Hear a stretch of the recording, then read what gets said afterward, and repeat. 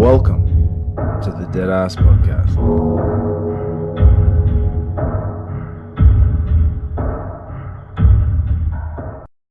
Righto, legends, welcome to the Deadass Podcast. Caption eulogies and sharing stories. Today, I am so pumped and a little nervous, to be honest with you, but none other than I got my brother, Mr. Quinn Jackson. How are you, sir? I'm good, thank you, mate. Very honoured to be on. Thank you so much. No, pleasure's all mine, mate. Yeah.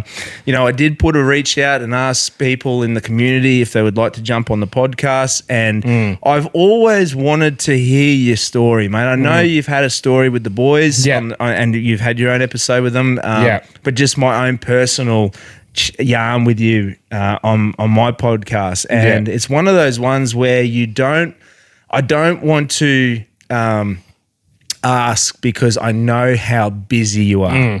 You're a very busy man. Yes. Yeah. But I've been thinking about it for a while too, which was a bit weird, like when you put the post up and I said, but it's more like trying to, all of us in this scene together, helping each other out. And I'm like, I'd be more than happy to jump on and help you out because of how great you and Zayden are going recently. And I feel like you're really into that next phase. And we're all working into this thing together. And and it's been a cool journey, hasn't it, bro? Yeah. Oh, hasn't it? Oh, mate, I tell you what, like it's been a great chapter of my life. Yeah. And I am just really excited to see how the future goes for all of us, man. Like I think it's been so much fun. And I just want to mention too, we do have a live audience here. Yes. Mr. Tommy Dahl, how are you, sir? Good, mate. That's good. Big shitty does big shitty. Big shitty car broke down. Good car, man. And Big Sexy's on his way too. Yeah, so sweet. And it's always an adventure when we all get together, right? Oh, for sure. Isn't it? I think that's why it's cool how we're able to achieve what we're doing. I think where we are as well, definitely. And this sort of team we've got together, like you boys and us, and even with the streams recently, and even the camping trips. I think it's really destined for greatness, and it's very lucky to be able to do what we're doing. Not so far apart from each other, and in like CQ as well. Yeah, definitely. It's pretty cool, eh? 100%. And it is a new phase, like you were saying before. And I'm really excited about it. And but also too the community behind it, they're really excited about it as well. Yes, that's the part that I'm really pumped about. I even noticed too. Like even in your equivalent to the Trendsetters group. Yes. And I think that's a very big, important asset to that sort of aspect of how like the community orientation between that. And that's just skyrocketed for you. It has, yeah. And it just shows that you're doing the right things with the right people. No, thanks, brother. I appreciate that, mate.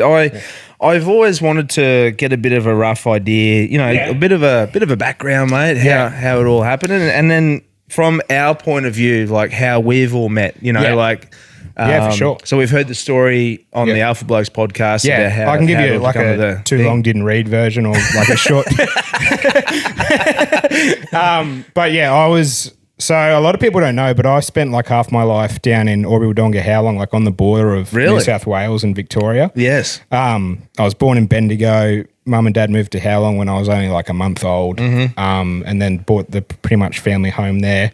Spent all the primary school down there, and then Dad got the opportunity to work at Curtis in Gladstone when it was going on. Oh, yeah, okay. I don't know why it didn't happen, but the job didn't come to fruition. But my sister Leah's always been up in Yeppoon, and he's always loved fishing and going to Keppel and all that sort of stuff. We had a great life down in Howlong, don't get me wrong. Yes. But for that, because Dad's 72, Mum's early 60s, so it's kind of, but at that time, like finishing primary school, it's the next stage of their life kind of thing. So sort of considering what they're going to do before they retire pretty much. And they wanted to retire somewhere, some summer, tropical, and be ready to go take the boat out and all that sort of stuff. Leah was a teacher aide at Brendan's, and that really opened the opportunity for me to go there. I was just a massive academic. Yep. Everyone said, like, because I was built like a brick shit house. It was like, Brendan's the biggest rugby league school on planet Earth. Like, why aren't you running cunts over? And I'm just the shyest kid.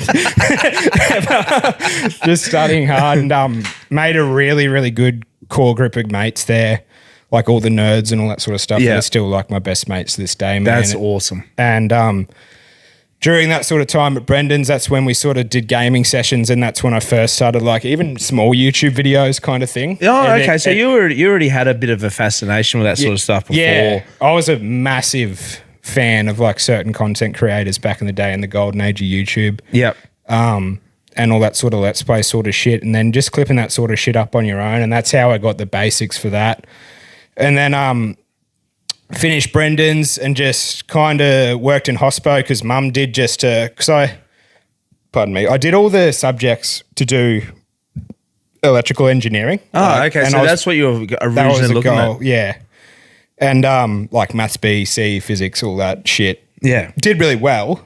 But English was always my strong point. Always been really creative with that sort of stuff, like writing stories, all that sort of background. And then got to like finishing Brendan's. I'm like, oh, I can't commit if I don't fully 100% want to do it. And then just to work after Brendan's, just worked with Mum at the Salo.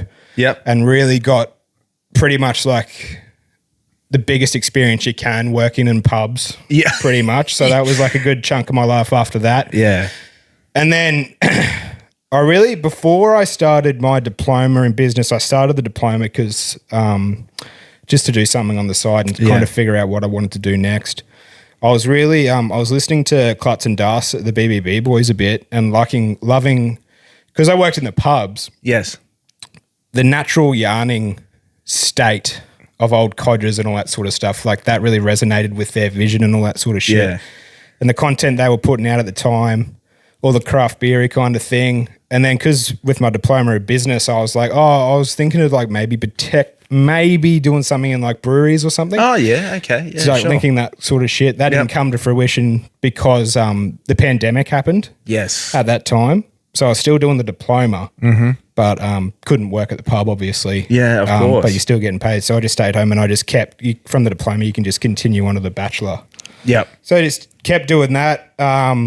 Went to Optus for a couple years. So I've always really been into like a front-facing customer industry. Yep. And then just to change it up and because I was just burnt out at the pub anyway, just to get some revenue coming in, and then nearly finished the bachelor. Moved to Gladdy during Optus with Jesse and Katie. Yep. Have that bit of independence in the next stage of your life. Of course. Yeah, and then I remember that fucking 5.2 million cyber leak happened. For Optus. Yeah, on the last term of my degree, bro, and I was doing my thesis, and it was like the worst time of my life. It was like waking up, getting modems thrown at you, threatening like you sold my kid's data on the dark web, and I'm like, you think I fucking did, mate? It was me personally. It was you, Quinn. It was me the whole time. And then but I was still sort of in that podcast space, and that's when Tommy and Cam were really blowing up on the reels, and I really appreciated how because podcasts were blowing up as well, and they were still a bit of an oversaturated space, but they found that perfect blue collar niche. Yeah. Were you into the Joe Rogan era as well? Well, were you more sort of you were sort of more niche? I think I was probably starting around then, I reckon, really, and just starting to listen to different shows and shit. Yeah.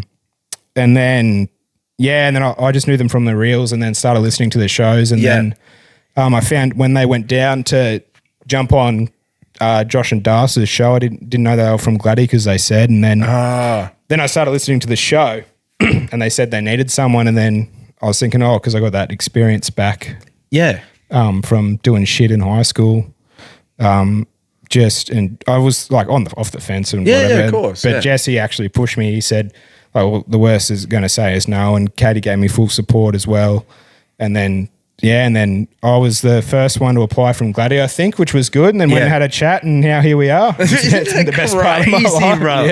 Yeah. Oh, it's insane because that must have been right. When was it roughly? Was it February? No, November 2022 I started. 2022 started. They just moved into the second space they had, the Tank Street one. Yeah, okay, because when Knuckles did the first episode with the boys, You were in the caravan, yeah, but you weren't a part of the Alpha Blokes at that point. No, that was the first time that I listened to them because Knuckles put up a post to say, "Hey, I'm jumping on this podcast. Can you give me some yarns to talk about?" Yeah, and then it was I think it was around November that they started, or November or December, they started releasing the tickets for that for the UFC 284 in Perth. Yep. And what happened was Makachev had just defended his belt and Volkanovski was in the crowd. And did he defend or did he get it? Did he submit Charles and get it? No, sorry, that's what it was. Yeah. Sorry, yes. Yeah. And who am I to criticize the man that knows everything with UFC now, statistics and everything? I love it. Yeah. No, but you're right, sir. Yeah. But what happened was because Volk was pound for pound number one. He was. Yes. That's exactly right. And what happened was I had full intentions of going to UFC. So they hadn't released the tickets yet. Yeah. But the funny thing was I'd already booked flights and I already booked accommodation. I thought if I can at least save money on that by doing it, with the prediction, thinking that might happen. And sure enough, that morning when all that took place, Volt came in, they said, right, you defend the belt, Perth, blah, blah, blah, pound per pound, number one, let's go. Yeah. Knuckles calls me. That morning. He goes, hey, bro, you seen on the TV what's going on with... He was like, hey, bruss. Oh, fuck yeah. Oh, fuck. Yeah, fuck yeah. You see what's going on? See what's going on in Perth? Oh, fuck yeah. February, fuck yeah. So anyway... I'm like, brother, I've already booked tickets. I've already booked tickets on the flight and accommodation. So then within 15 minutes, this mad bastard had already booked VIP tickets for us to go to the thing. And that's where I first met Tommy and Cam over the thing. And then in the meantime, you'd obviously started with the boys. Yeah.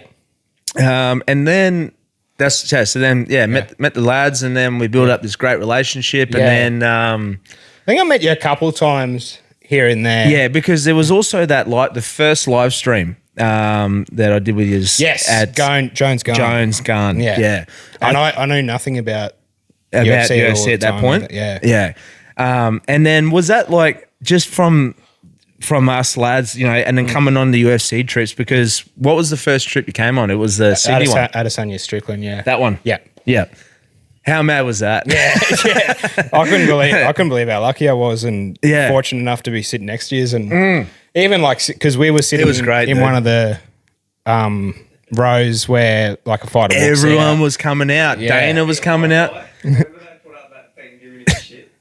Oh, yeah, with my phone, Kimball. Fuck you, mate. I'm not holding on to this thing.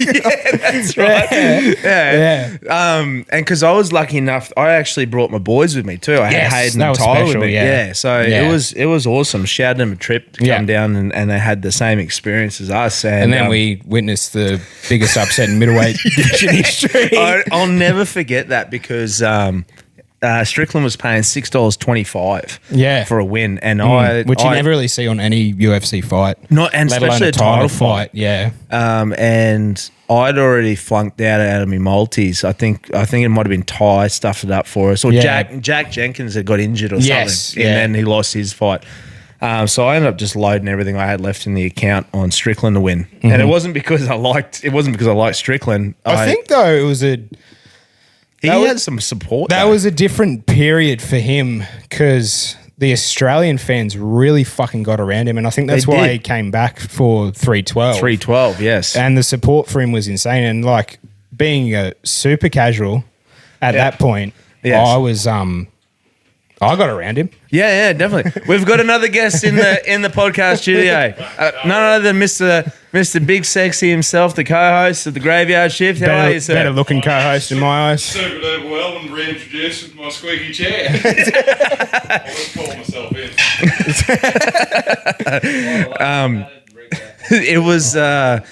It was an unreal event, man, because that was our first time that we all collectively went together, wasn't it? I think that was my probably first trip ever with you. Yeah, obviously I was acquaintances with you and all that sort of stuff. Yeah, we'd met before that. We'd done the live stream. We did the Chrissy party. Yeah, I think you did your first step just before we left for Sydney. That's right. Yeah. It was too. That's right. And I remember it was the day that we left from Sydney. Yours came out. Mine came out, yeah. I remember.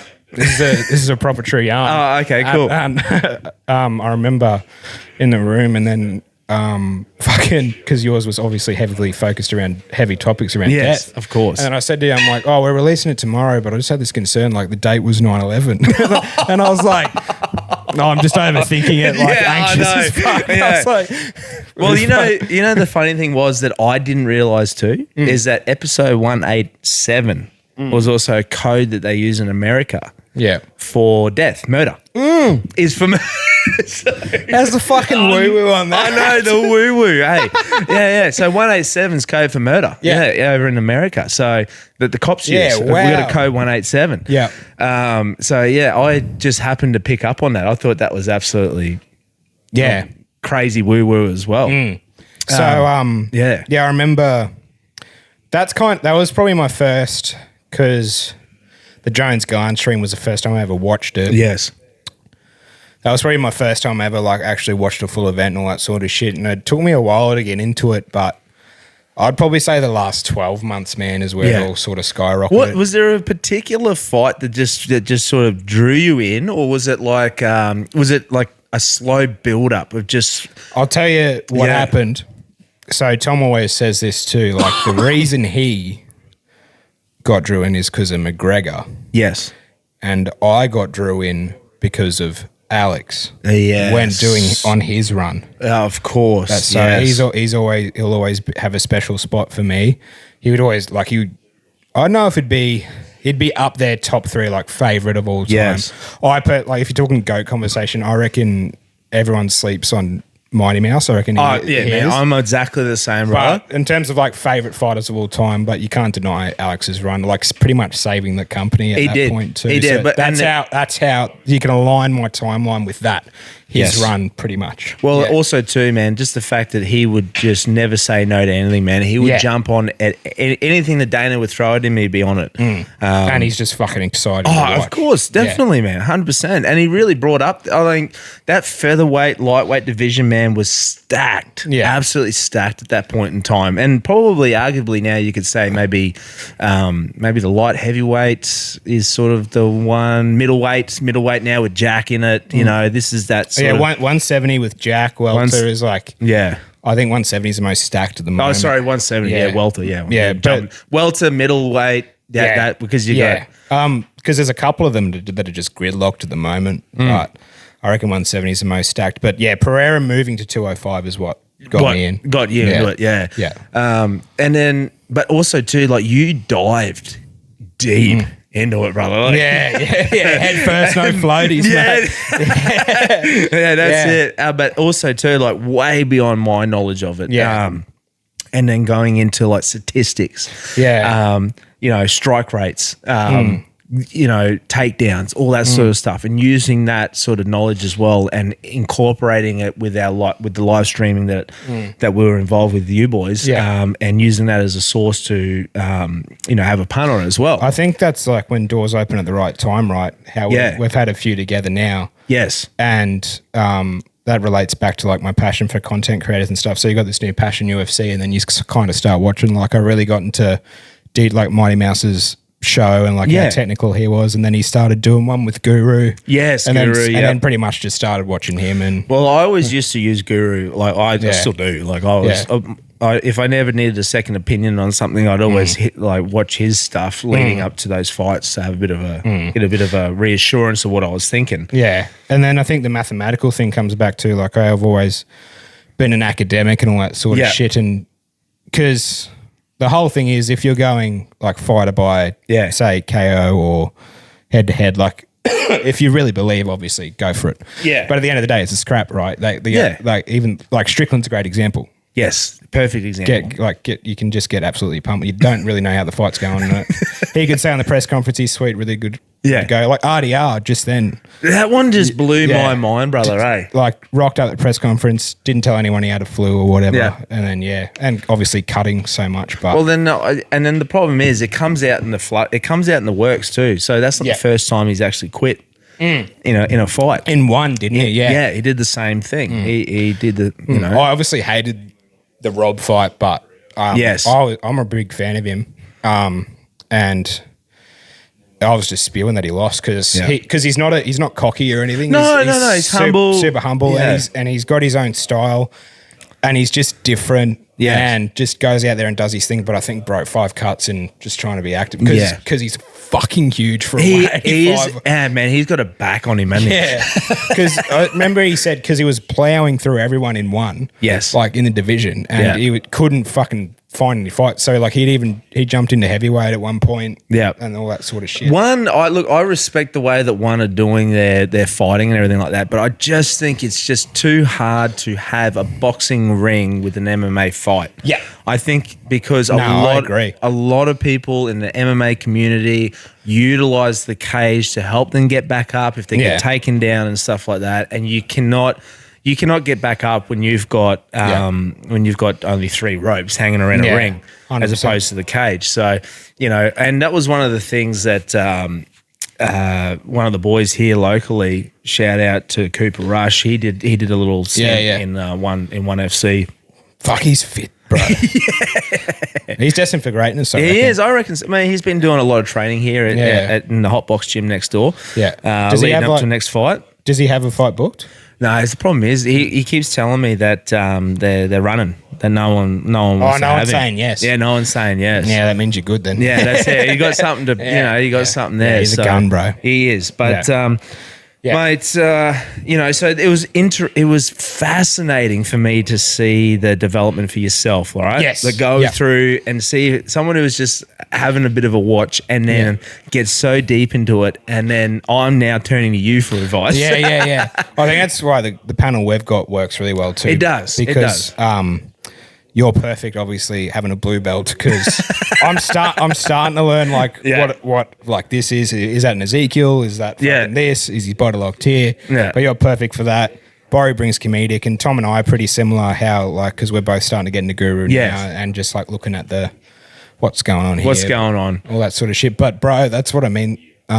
Shout out to Neds, like even having those great little unique markets that you'd never ever consider. Like that Yuri Khalil was perfect. That was the perfect example of that one. Yeah. And it saved the punts, you know, like it got us going. But they're one of my most favorite things to do, brother. Fucking is when we all get together and do those live streams. I'll drop anything to go down and have a crack at it because I love it. It's so much fun. It's good having Zane there too to feed us. I end up replicating a lot of his food because it was that damn good, that last one we did. Yeah. One thing I want to ask you, bro, is the Potty Royale. So you guys... You guys are the whole reason behind the fact that it all started in the first place. You and Moose, right? And to this day, both my wife and I say that was the best fight out of these last 2 years. Oh, thanks. And it was the first fight of the whole thing, the inauguration of the whole event. Yeah. And what a way to kick it off. There's something that started it off as just a little bit of back and forth that turned into an event that had 5,000 plus people. That turned into something that is absolutely insane. That's one thing you've got to be very proud of, mate. Yeah, I am. And it just goes to show how you sort of... things you'd... I am the last cunt to ever thought I would do anything like that. Never been in a scrap. Never punched anyone ever. So when Curb came on for his first guest for Alphas, and then he started doing his own thing with vlogs and all that sort of stuff, and like I was talking back and forth with him, and then he was sort of lipping up about how I'm better than Moose on his show, and then I felt bad for the poor bloke and all this sort of shit. And then I just sent the call in one day because, like, I think Moose, I don't know who fucking said it first. Moose said it was like, oh, we'll settle it and just, throw a hand. And then I teed it off, fortunately or unfortunately for the mental health of others.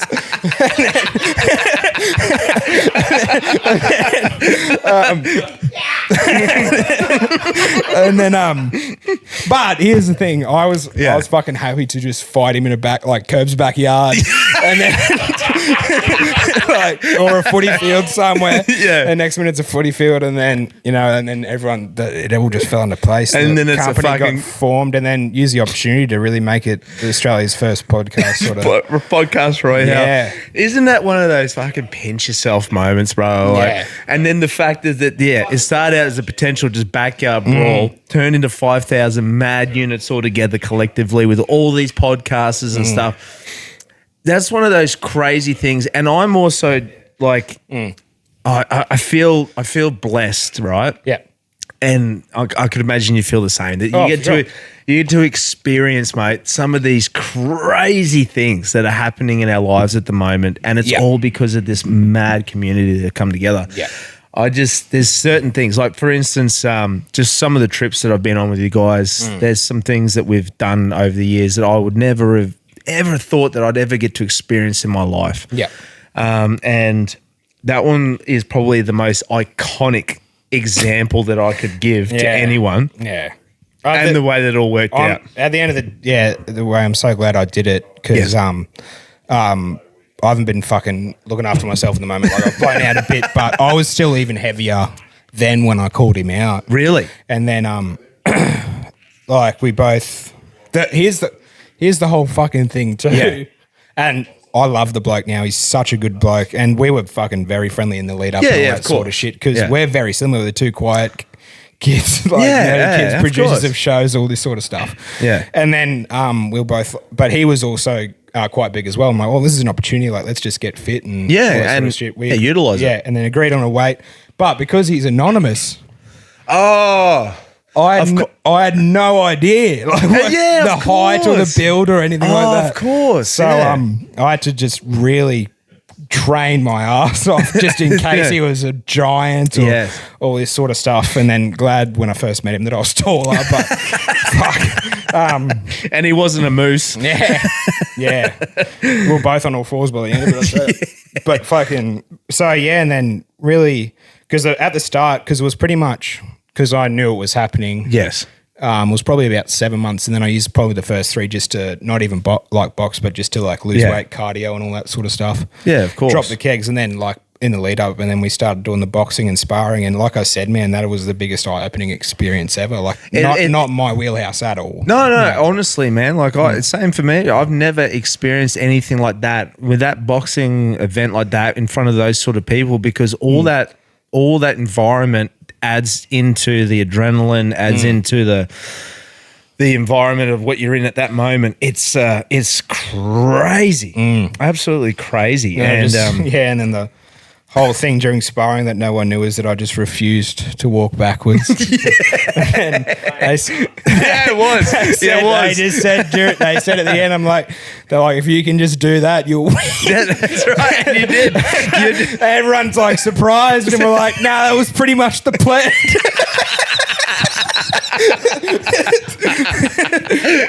Oh, mate. But it worked. It worked. And that's what like Reese in Street said, like fucking anyone can throw leather, but I really lost a lot of weight and did cardio just to last that, and I didn't realize I'd have to do so much work because I just got absolutely pieced up for 2 minutes. But then I think that's where that came into fruition because the gas tank was a bit bigger kind of thing. Yeah, of course. But, and also true, man. It gave you the name Quinn the Chin. Literally, like you guys. Shout out Tom and Eddie. But you guys literally, like you guys were just like, fuck it. Yeah. Guard down and just swing. Like you guys really set the tone. And I think because his intention was to knock me the fuck out, which is fair. And I was like trying to just get a jab going. Yeah. All this sort of shit. And then I went back in the corner and like, they're just like, just stop. You know, you just got to fight for your fucking life here. You know what I mean? Like, this isn't boxing, bro. You got to scrap. This is a fight. This is a fucking fight. Yeah. So, I think that's like because his gas tank was just a bit too small. But mate, I'm so proud of the both of us, to be honest. Yeah. And he was the first bloke to come out the back, have a beer with together. We've been talking about it for so long. Yeah. He's the loveliest kid. And it just goes to show like the two blokes who don't have like any cunt in them or all that sort of shit. Yeah, definitely. To go do something that's not in your wheelhouse like that's pretty special, and I'll forever be grateful. Yeah, and like that was cool to be just even a part of that whole first event, man. It really set the tone for future events. That we were first too. Yeah, man. Yeah. And also I just remember my wife turning around to me and going, holy fuck. Like she doesn't express much emotions. Yeah. My mum had a fucking heart attack. Dad came down and hugged me out the back. He's like, your mum's in fucking hysterics. I know you'll be listening, Mum. I love you. Yeah, I love you too. They're good people too. Yeah, shout out to your parents. Bro, I was like, even having the boys walk me out and all that sort of shit, and like, mum, dad, Leah, like my brother was there, my niece, and like my two best mates were there too, and then just getting a rip into the after party. I'm like, we've fucking done this thing. Isn't it crazy? Crazy. That would have been a pinnacle of your life. Yeah, 100%. And it's crazy to think I could imagine that you never thought in your life that you would ever do something like that. Nah. As for myself too, like it was insane. It's fucking cool. Yeah, it really is. It really is cool, mate. Yeah. It's exciting to see where the future holds. What's coming up? And it goes to show, right? If you truly believe in yourself and get all the good things going and all that sort of shit, you can make it happen. But it's through blood, sweat and tears as well. Yeah, it's through blood, sweat and tears, the definitely. Support I had from Katie and everything from that, like, I'm sorry, but I'm putting all this, like, towards that last 8 weeks, I was doing twice a day. Yeah, of course. But that was because, like, I just don't want to go out there and look like a fuckhead. And then I did for 2 minutes. But I think it was more of a thing too. Like at least I didn't get KO'd. No, of course, all that sort of shit. But then, of course, I'm so proud still. Like the fight, that everyone considers like one of the best. Yeah, it is for us to do that, and it was pretty special. You could not write that script in the fact of the way to open up an event that had never been done before, and to have that to witness something like that. It really set the bar, brother, and that's something that watch my CTE come in. Mate, that's the part I'm excited the most. Is like, these are just examples of some things that are coming. And I'm excited for 2026, mate, too, because I'm sure there's going to be plenty of exciting things coming. Yeah, I reckon, especially what we were talking about earlier. I think definitely.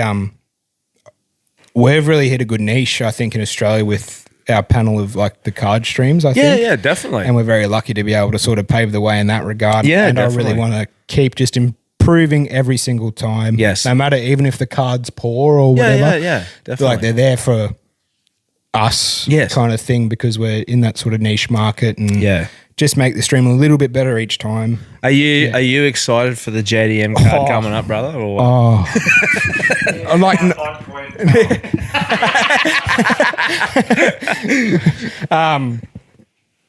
not only am I that's probably because, especially becoming a nerd about it now, probably the fight that I'm most excited to watch. Stylistically. Yes. But not only that, the whole, not even just the main, bro, the prelims, the whole card is fucking insane. Insane. The part that I love about JDM the most, man, like he adapts, and the improvement that he made from his previous fight before fighting Bilal, and the change up that he made. He is something to be a force to be reckoned with. Was it Gilbert before Bilal? I know there was Gilbert, and then it might have been, because it was Gilbert. It was Gilbert, wasn't it? Knuckles was there and he put a hat on his head. but that just goes to show the improvement, right? Because remember, he was nearly done. He was, and then he came back. He went with that knee and put him down and finished him. And it was down 2 rounds. I think. He was down 2 rounds. I think if that went to a decision, I think Gilbert would have had it. Yes. Yeah. But then that change up and the stance and the switching up and his boxing ability and stuff that he did with Bilal was unbelievable. Like nothing you'd ever seen before that he'd done previously.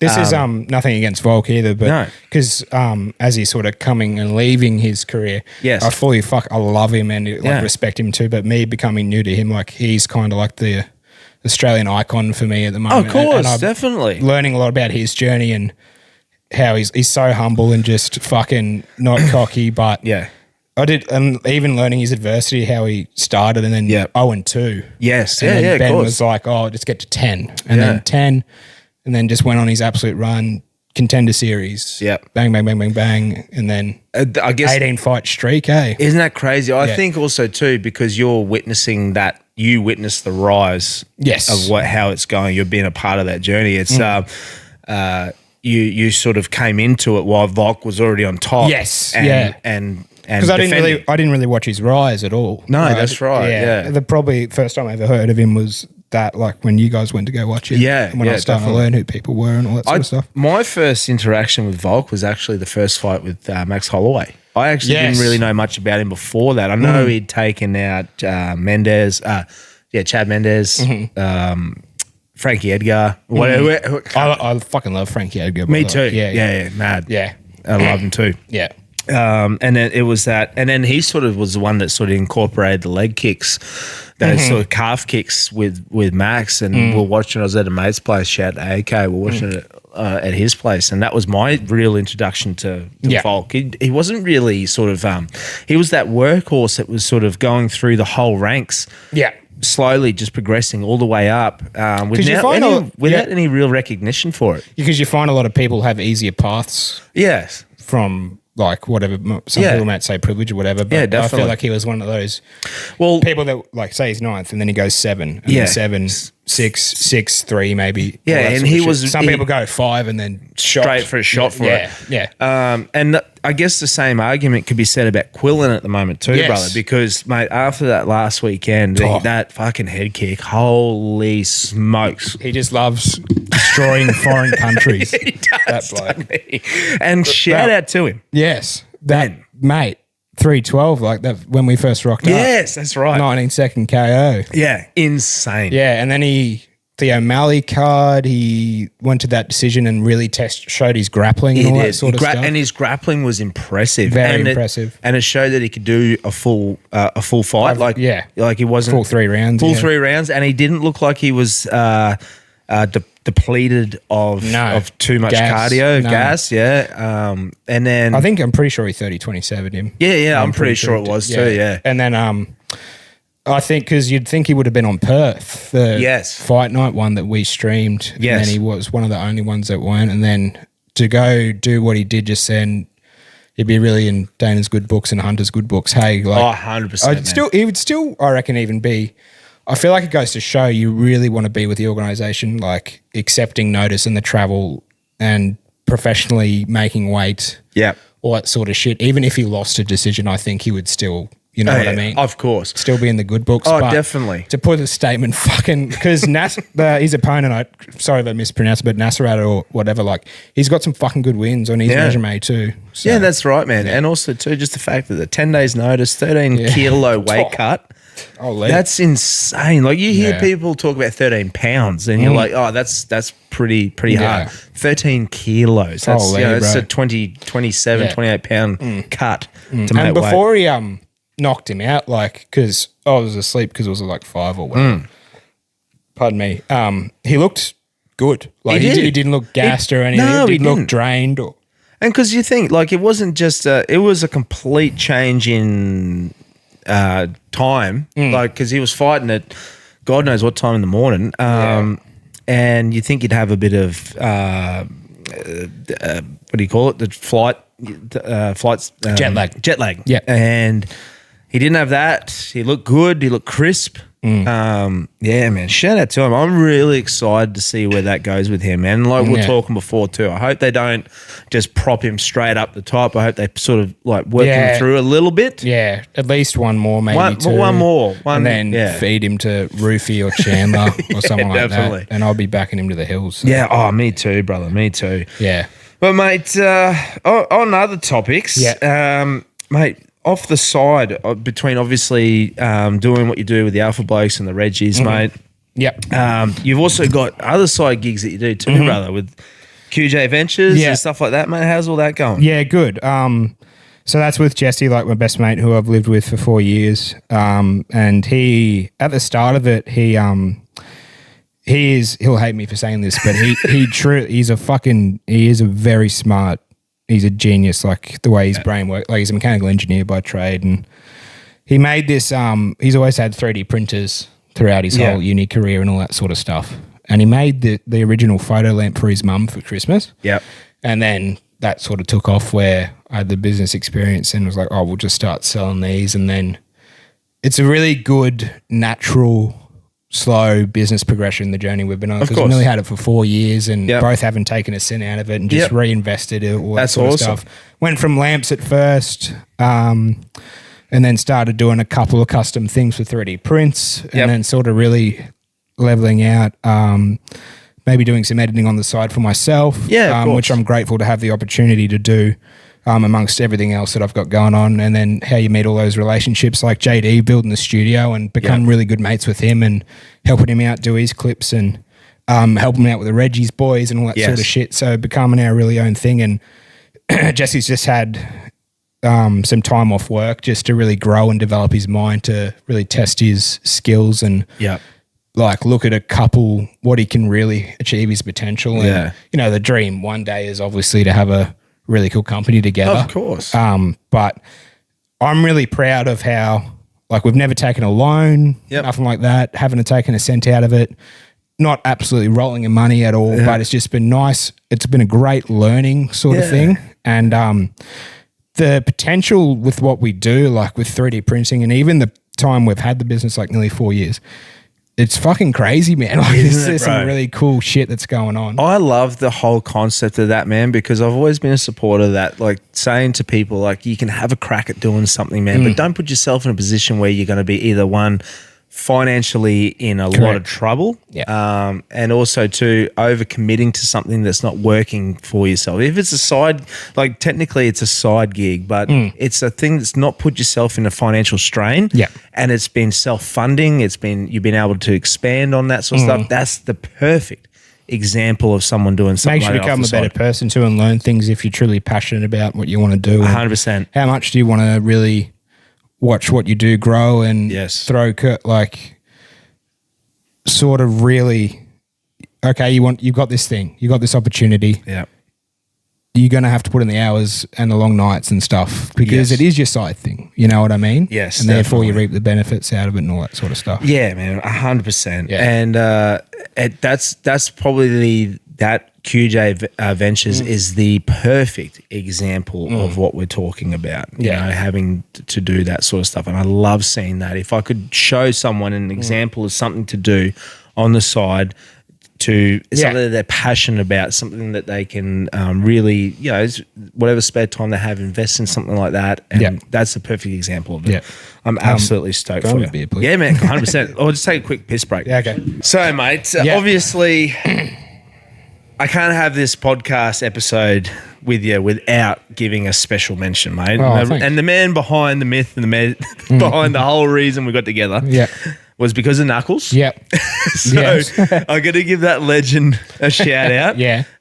Because he, you know, introduced me to you guys. And just the relationship that he brought together.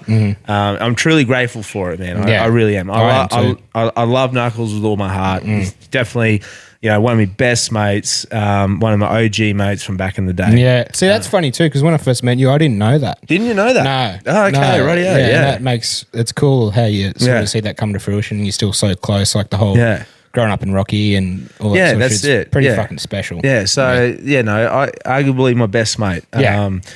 And one of the OGs. But... Mate, I tell you what, I'm blessed for that because it's been a mad journey with you guys. But how was your introduction to him?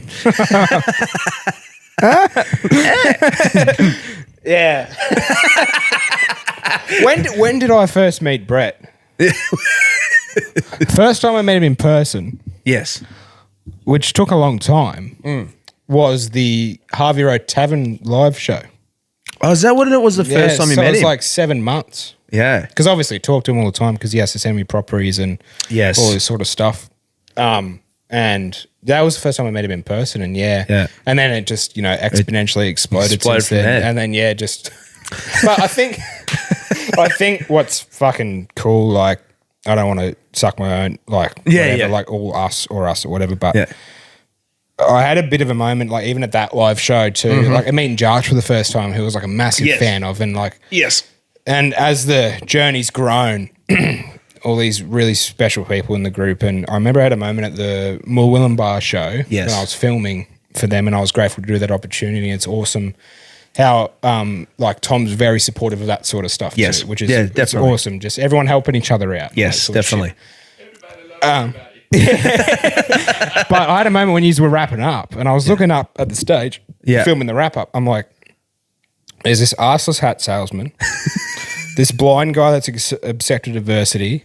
There's Hamo, like his jail journey. Yes. There's Jarch, who's like the biggest country TikToker on planet Earth. Yeah. You two like doing your own thing, like the death guy, and then this big sexy bloke who loves camping and all that sort of shit.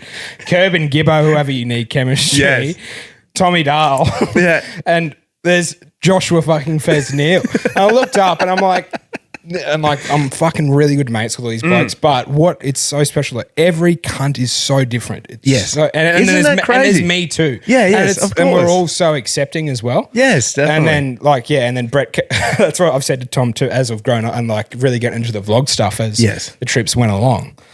I'm like, if you want to make a vlog successful, bring Brett. So, you know what I mean? Yeah. Because he's just one of a kind. But that just goes to show how it's all in this cool group and everyone's so uniquely themselves and all that sort of shit. The funny thing is, man, like you said, like the fact that you've got all these guys who from different walks of life have had different experiences in their life that come together and have a great bond and friendship, mateship, family orientated gathering of people. It's crazy to think. Like you wouldn't think that would gel, but it just gels so well. So what makes the some like what a lot of people don't speak. Like I'm so special to be a part of this team.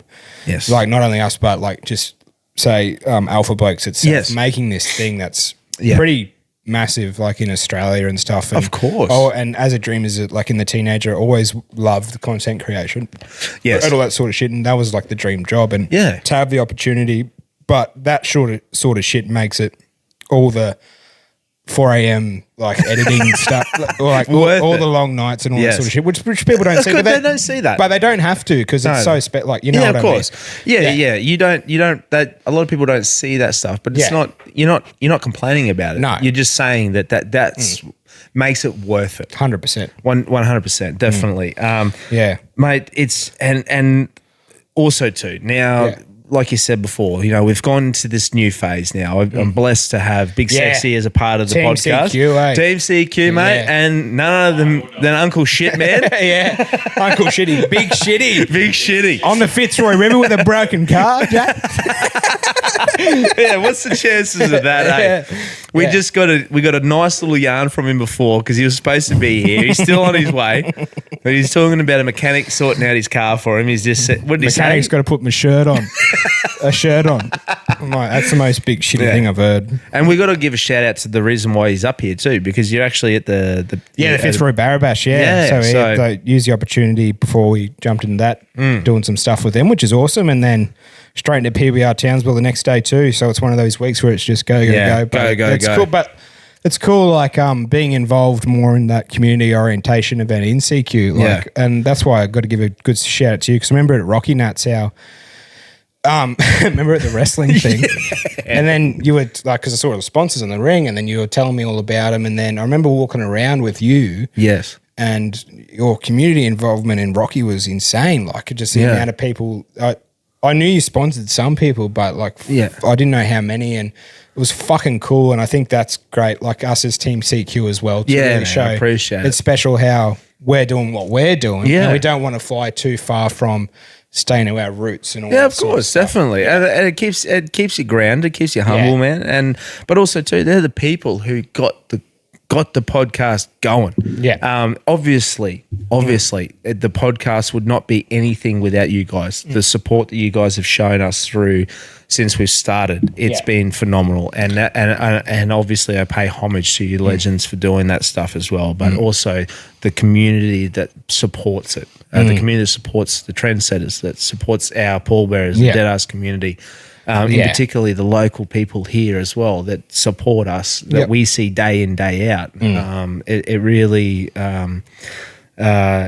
makes me feel very special. It's cool, like even you sponsoring fighters and stuff, like, because that's shit that you love. Oh, I love that stuff, brother. And that's what we got coming up. We got the Rocky Charity Boxing coming up at the end of November. It's the biggest event of the year I would personally say, in regards to boxing. It's raising money for a local community group here, Walk and Talk Boys, who we do quite regularly every 3 weeks. They have a gathering of, anywhere between 60 to 100 people turn up, and we go for a stroll. We just go for a walk around. And it's just for a bit of men's mental health stuff. And we've got, here we go. Uncle Shit Man. He must have sorted out his 4-wheel drive issue. How are you, brother? Expensive little fix. Yeah. Did you want a beer, mate? Yeah, I might. There's a fresh one right there for you, brother. Did you get that for me? Yeah, mate. I knew you were coming. I could feel it in my giblets. I knew you were coming to the shed too. That's right.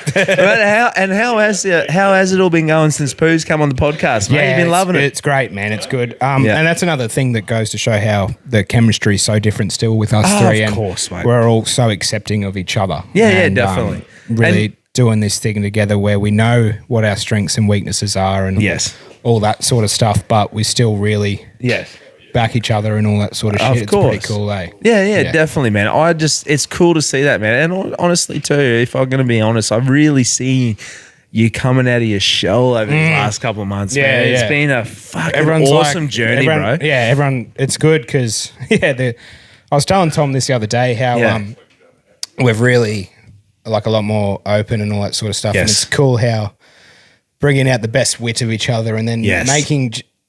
sometimes you can like get focused on so many different aspects besides the show, right? And then for us to, I really believe, like even with Boris segments and stuff, how it's just been getting better and better and all that sort of shit. And just the wit between the three of us has just been electric. Oh, mate, I've been loving Everyone it. comes up to, like in Woolies to me, like, oh, don't stop the Boris and him banter.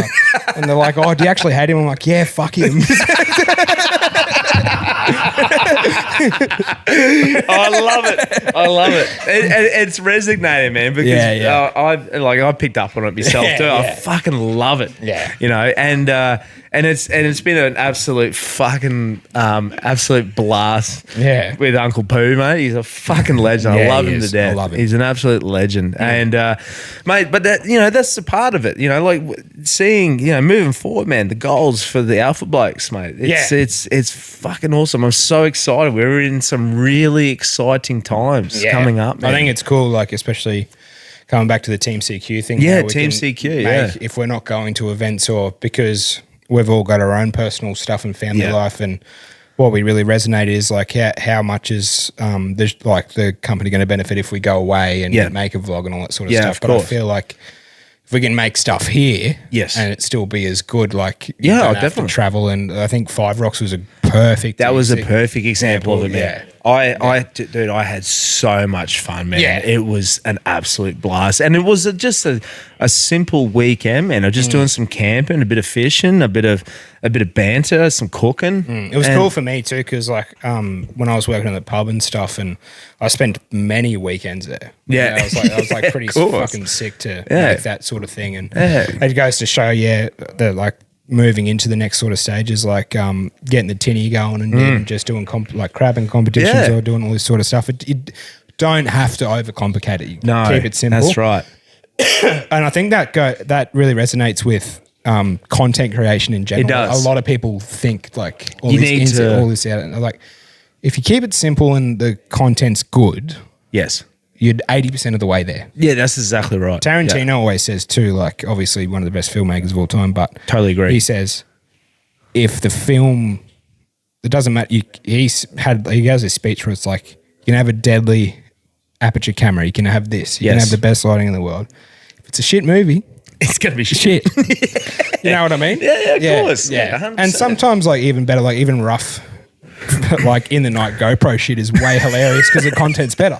You know what I mean? Yeah, definitely. Yeah. But the cool thing is too, like I'm just getting to do some life experiences with some of my best mates. Yeah, and we just get to do stuff that we would do generally anyway. Like Yeah, there's correct. not like we'd go and have a weekend at Five Rocks if there wasn't doesn't take the cameras out of the equation. yeah. We'd go and that's exactly what we would go and do that whole 100%, weekend. 100%. You know, there's nothing different about it. We're not putting on anything. It's just us having some fun. And we're in this very lucky when sometimes I'm a big advocate, even recently, where it's just go, and I haven't taken time to step back and you're like, this is pretty cool. like smell the roses a bit. Smell the roses. And then you're like, oh, it's work. But I feel like if you don't like really worry that much and just if you're still enjoying it and you're having fun and the content's good, yes, then you've done most of the work already. Yeah, definitely. Yeah. And obviously there's all the, you always have to be filming or whatever, but of course. But if you're enjoying the content you're filming, that's half of the pressure taken off you already. I think there's a couple of different ways you can look at it, right? And I'm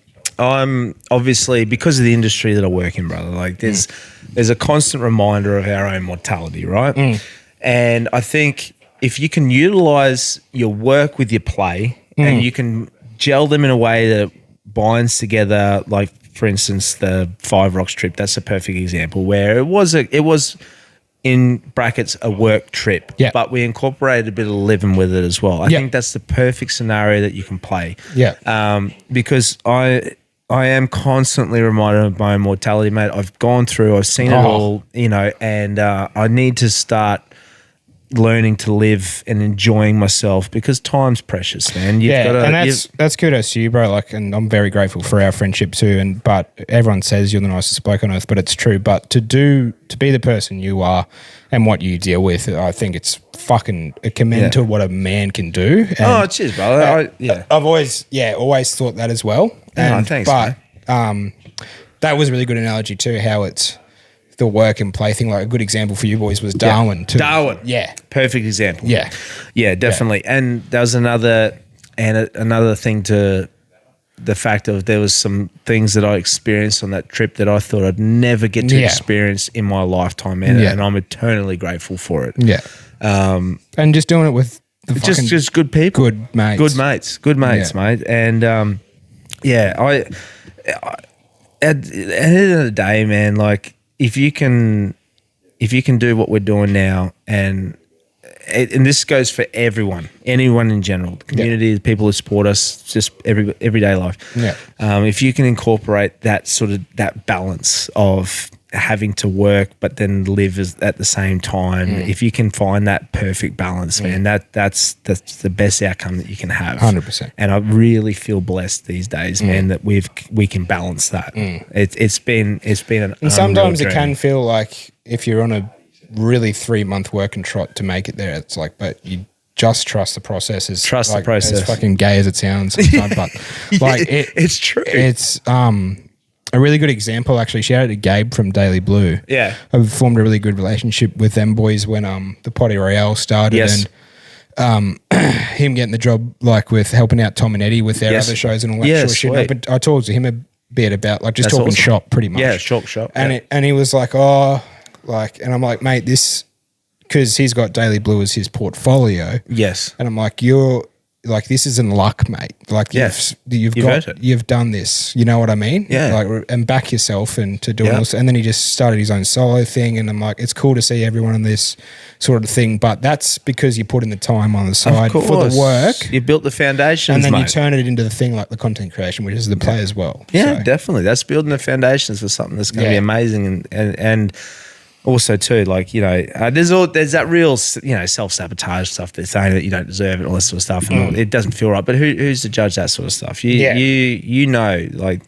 build in the work. But that's the side effect of putting in hard work. As long as and we're always happy. Like the boys always watch the vlogs before they come out, always for approval and all that sort of stuff. And we're fully confident that it's a fantastic watch. Yeah. Oh man, and that some of those vlogs that you've done recently, brother. Those, oh mate, they are mint, absolutely mint. There was that one. There was that one there, that Rocky Nuts one that you did. And I'm only doing it because this is one I remember first up, where where I'm like pretending to do a kickflip, and you're like giving me soundboard, and you give me points and everything. I think Rocky Nuts is actually a good point because that's when we got shout out to Noah, helped us out getting a new camera set up, and that was the first one with the Sony that we've got. Oh, was it? And I feel like he can notice, and a new change in sort of my style and all that sort of shit and professionalism from Rocky Nats onwards.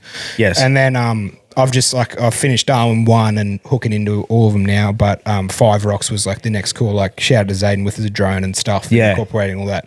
And bro, like I'm the first to say before a big project like that, I'm fucking nervous to start. To get into it? If I start, I'm just like, actually, like, because even talking to other creators of the Potty Royale, they come up to me like and really like say you're doing such a good job, and sometimes I don't see that. And then examples like that before I started 5 and then start.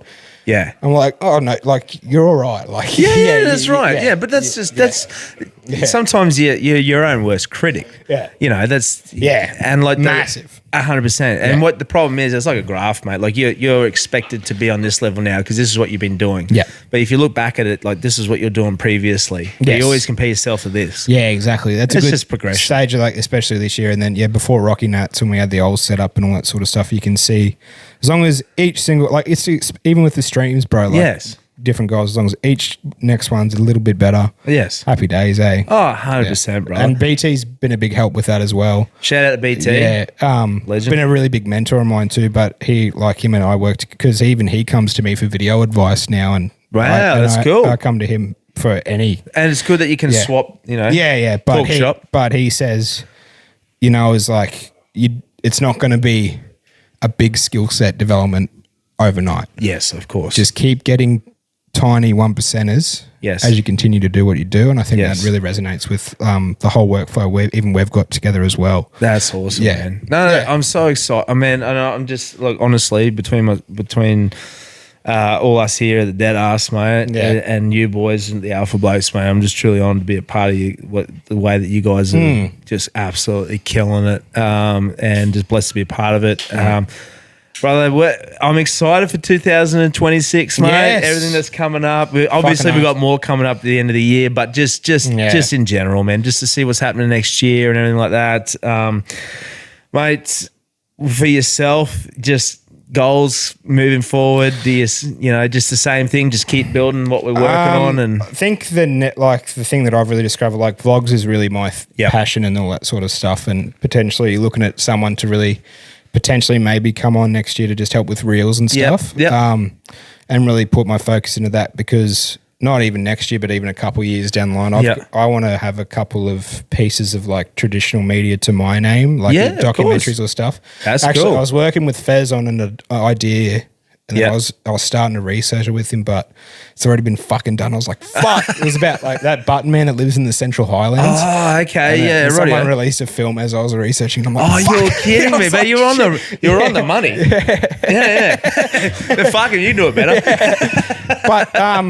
but bro, and just because of the forever grateful for the opportunity that I got with these fellas, and just really keep helping in that aspect as well. I really care, as long as every vlog gets a little better and get better at that sort of shit and learn new things in that aspect. And not only that, but even just improving our basics as well. Just keep getting better in that stuff. Like with the streams as well, loving that. Me too, man. That's one of my most favourite things to do. Just, it's a great excuse for a Sunday. I'm going to be sitting there watching the UFC or football, whatever it might be. I'm going to be sitting there doing it. Why not enjoy it with a bunch of some of your best mates, and you get to have a laugh and a beer and some food and a carry on, and then get other people involved in it. It's just awesome. And then obviously getting married next year too. So yes, mate. And a big congratulations to you, brother. That's just awesome. That's right. Lovely Katie, and I really can't wait for that. So that's sort of shout out to her. She's done pretty much all the work so far. Love you, darling. But starting to really put like things of that in the focus and really make it a special day. And shout out to her parents as well, like because we're having it at their farm and they're starting to landscape it and all that sort of stuff. Oh, really? Get it ready already? Yeah, that's fantastic. Mate. So that'll be a big focus too. But vlogs is probably a big focus, man. Like just really getting better at them, and then obviously, I'm really loving the streams too.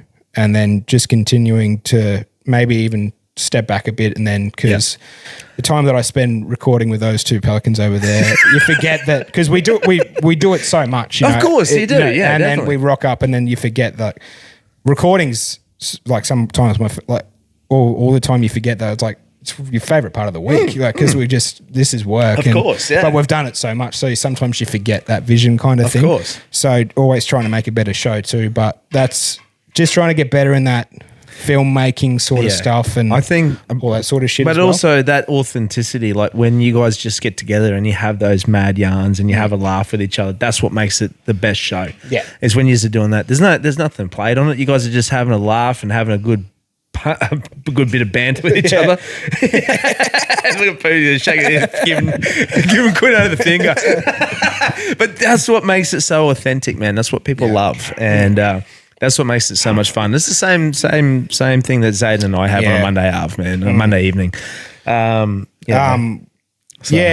I think really to sort of like for the goals, so obviously getting married, massive. Yeah, that's a big one.